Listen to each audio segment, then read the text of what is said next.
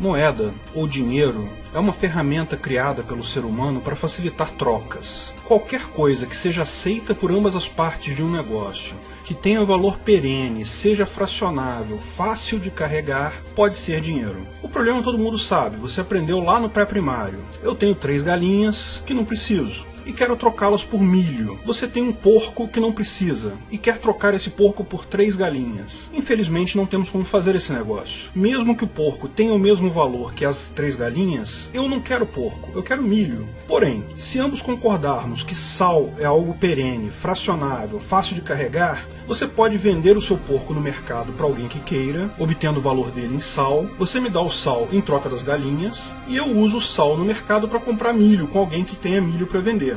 Substitua o sal por reais e você vai ver que é isso que acontece no dia a dia nosso. Isso é dinheiro. É só algo que pode ser usado para facilitar trocas. Qualquer coisa que tenha valor perene, ou seja, que não se estrague facilmente, que o valor seja reconhecido pelas partes. Você pode achar que esterco tem valor, mas eu não acho, então não serve de dinheiro. Tem que ser fracionável, ou seja, tem que ter pequenos valores, porque tem coisas que custam muito dinheiro e coisas que custam pouco dinheiro. Então, por exemplo, se usarmos alguma coisa cara, valiosa, como uma vaca, como dinheiro, como é que eu vou fazer para comprar pão?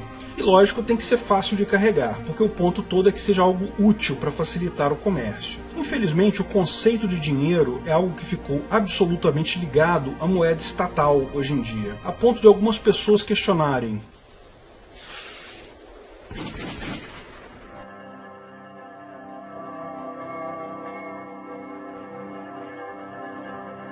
sem Estado, quem vai emitir dinheiro? Como falamos, qualquer coisa pode ser dinheiro. Podemos usar algumas das coisas que já foram dinheiro no passado, tal como ouro, prata, pedras preciosas, etc. Mas também não há qualquer dúvida que já surgiram dezenas de moedas privadas novas hoje em dia. Quem joga jogos como Dota 2, que tem todo um sistema monetário lá dentro, o Linden do Second Life, que anda meio esquecido aí, mas ainda tem gente que trabalha e ganha Linden no Second Life, nada impede você mesmo de criar a sua moeda. O grande desafio é a credibilidade. As pessoas que usam a sua moeda precisam acreditar que ela tem valor perene, que você não vai, por exemplo, criar milhares de moedas do dia para a noite, fazendo o valor daquela moeda cair de uma hora para outra. E é exatamente essa falta de credibilidade que está minando as moedas estatais. Ninguém mais acredita em dólar, real e essas outras moedas estatais que estão por aí, porque elas estão na mão dos governos. A gente até usa elas, porque dada a alienação econômica do grosso da população, elas ainda são úteis, mas acreditar nelas como valor perene não dá mais.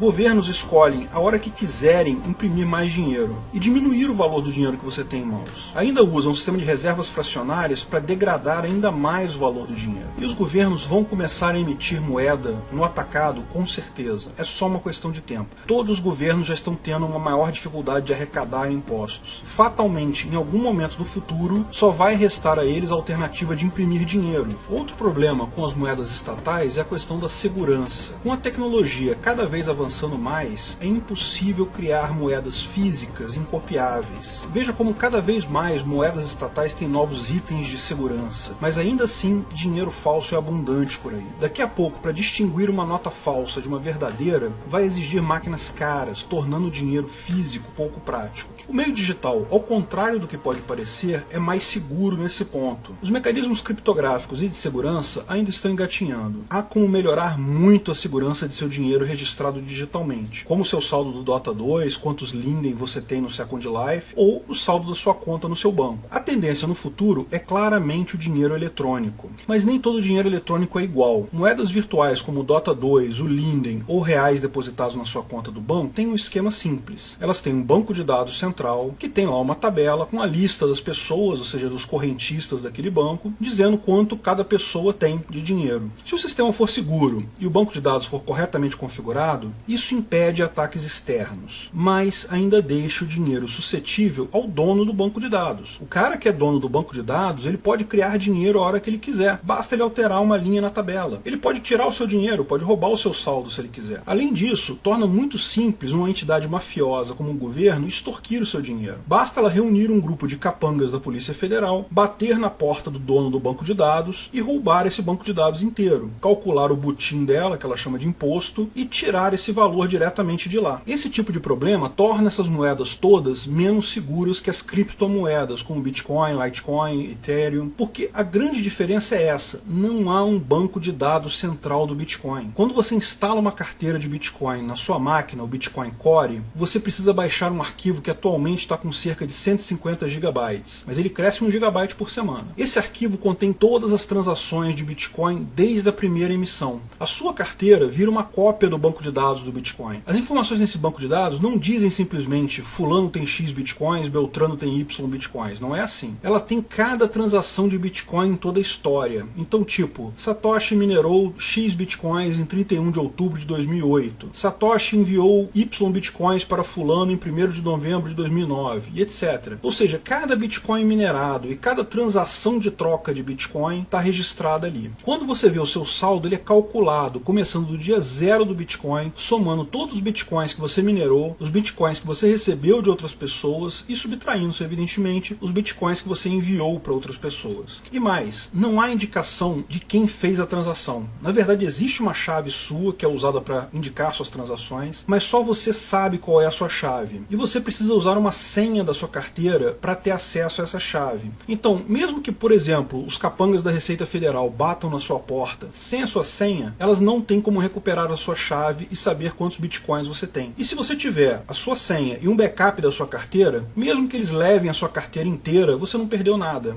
Mas, se os dados estão na minha máquina, eu posso manipulá-los, certo? Eu posso dizer que minerei 1000 Bitcoins, poxa, eu vou ficar rico. É lógico que não, né? O Bitcoin ele é criptografado. Todo blockchain é criptografado, inclusive a cópia dele que está na sua máquina. De forma que é impossível você alterar alguma coisa no passado e passar despercebido. Os outros blockchains que tem por aí vão perceber que o seu foi adulterado. Mas há uma coisa que em tese você poderia fazer. É o chamado ataque de repetição. Suponha que você tem 10 Bitcoins na sua carteira, na sua máquina. Você pode copiar essa carteira inteira para uma outra máquina. Daí, da máquina A você transfere 10 Bitcoins para fulano e da máquina B você transfere 10 Bitcoins para Beltrano. Opa, você multiplicou dinheiro, você pagou 2 pessoas com a mesma nota. É lógico que isso não pode acontecer. Como o Bitcoin resolve isso? Através da ordenação das transações. No exemplo que falamos, você vai conseguir fazer as 2 transações, mas apenas uma delas será confirmada. A segunda não irá confirmar, porque você não tem mais saldo. Todas as transações são ordenadas uma a uma. Mesmo que elas sejam feitas no exato milissegundo, uma vai entrar na fila antes da outra. E aí vem a beleza da coisa. Quem é que faz essa ordenação de transações se existem milhares de cópias do blockchain instaladas em carteiras no mundo todo? Bom, são alguns programas especiais chamados mineradores. Os mineradores são programas que resolvem uma charada eletrônica específica, muito difícil de resolver, e quando o minerador consegue resolver uma charada eletrônica, 2 coisas acontecem. Primeiro, ele ganha alguns bitcoins. E segundo, ele ganha o direito de ordenar todas as transações bitcoins que ainda não foram inclusas no blockchain. Então ele vai pegar esse conjunto de transações, vai fechar um pacote e vai ordenar essas transações e assinar essa ordenação. Veja, ele não precisa nem verificar se tem transações duplicadas. Basta ele colocar em ordem e todas as cópias do blockchain vão receber e fazer a conta correta. O que isso é moeda criptográfica é muito mais difícil de fraudar do que a moeda física que você tem na sua conta do banco. Nem o Satoshi em pessoa, o cara que criou o Bitcoin, consegue emitir mais Bitcoins. Sem a sua senha, ninguém consegue saber sequer quantos Bitcoins você tem e que transações do Bitcoin você realizou. Mas lógico, isso vale se você tem a sua carteira de Bitcoins na sua máquina pessoal. Baixou lá o Bitcoin Core, o Bitcoin QT, instalou, baixou 150 GB de dados, demora semanas para baixar isso, e mantém ele rodando de vez em quando para se atualizar. Se você mantém os seus Bitcoins de uma carteira na internet, nesse caso você abriu mão de parte da segurança, porque o governo continua podendo mandar os seus capangas lá no banco de dados do site que você armazenou os seus Bitcoins. E se o sistema da empresa não for 100% anônimo, a maior parte não é, eles conseguem saber de quem é cada chave que está naquele sistema. Então ele consegue te identificar e saber que, por exemplo, você tem X Bitcoins. Além disso, as carteiras na internet podem ser vítimas de fraude. Espera-se que a segurança dessa seja maior do que do micro da sua casa. Mas veja, o interesse dos hackers de atacar esses sites também é muito maior. Depois do sucesso do Bitcoin, surgiram centenas de outras moedas, como Litecoin, Ethereum e tantas outras. Todas elas com base nos mesmos princípios, mas com pequenas diferenças tecnológicas. E isso é super positivo, porque cria um mercado de moedas totalmente independente. Se houverem falhas tecnológicas em alguma moeda, ela será preterida em favor de moedas mais fortes tecnologicamente. Se uma moeda se mostrar ruim ou insegura, ela será abandonada. Ninguém é obrigado a usar uma moeda específica como é hoje, no comércio em geral. Do ponto de vista econômico, moedas virtuais têm diversas vantagens. Primeiro, elas não permitem reserva fracionária, porque não há como você enviar o mesmo valor para duas pessoas. O seu banco faz isso hoje com seus reais. Quando você deposita R$10 na sua conta, ele empresta R$10 para o cliente A, empresta R$10 para o cliente B, e fica torcendo para todo mundo não sacar o dinheiro ao mesmo tempo.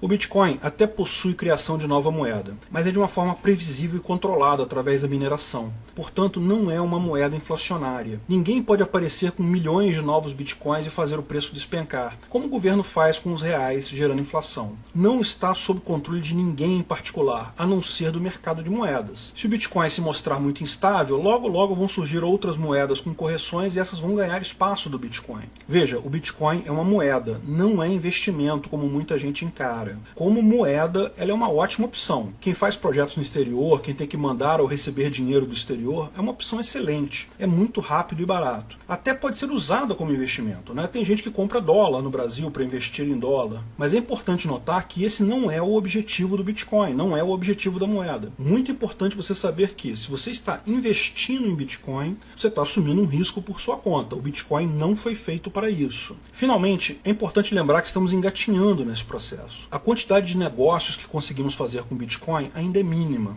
A maior parte das vezes ainda temos que trocar Bitcoin por moeda estatal antes de gastar no supermercado, por exemplo. Mas já existe uma boa quantidade de supermercados online. Para esses caras receberem Bitcoin é muito simples. Eu consigo imaginar isso no futuro facilmente. Comprar material de computação, qualquer coisa da área de tecnologia, já é relativamente simples de se comprar com Bitcoin. E isso está aumentando. No Japão, empresas aéreas já aceitam Bitcoin para comprar passagem. Em algum momento, o Bitcoin ou outra moeda digital futura vai cair nas graças da população. E muito antes do povão em geral começar a usar Bitcoin para comprar pão na padaria, as pessoas mais ricas, que movimentam mais dinheiro, já estarão usando a moeda para comprar coisas caras. A tendência é que, sem a centralização da moeda que existe hoje, a capacidade do governo de tributar será fortemente afetada. Não vão acabar todos os impostos, claro. IPVA ou IPTU, impostos sobre imóveis ou sobre veículos, ainda vão existir por algum tempo. Mas os impostos sobre serviços, sobre bens de consumo, sobre trabalho, se tornarão impossíveis de cobrar. E esses são o grosso da arrecadação do governo.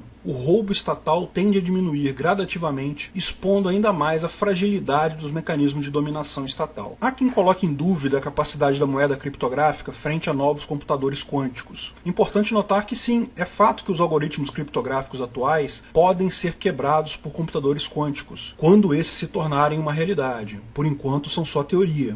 Mas existem computadores criptográficos quânticos. Ou seja, quando a computação quântica se tornar uma realidade, o que vai acontecer é a migração de moedas digitais para uma nova geração de moedas digitais baseadas em criptografia quântica. As moedas digitais não são tudo, nem são indispensáveis, mas fazem parte do conjunto de novas tecnologias descentralizadas que vão inviabilizar governos. A nossa liberdade da escravidão estatal está cada vez mais próxima. Se você gostou do vídeo, não esqueça de curtir e compartilhar. Clique no logo do canal para assinar e ser avisado de novos vídeos. Se quer saber mais sobre o assunto, veja um desses vídeos que selecionamos. Se quiser contribuir com o canal, ajudar na divulgação do anarcocapitalismo, veja na descrição de que formas você pode fazer isso.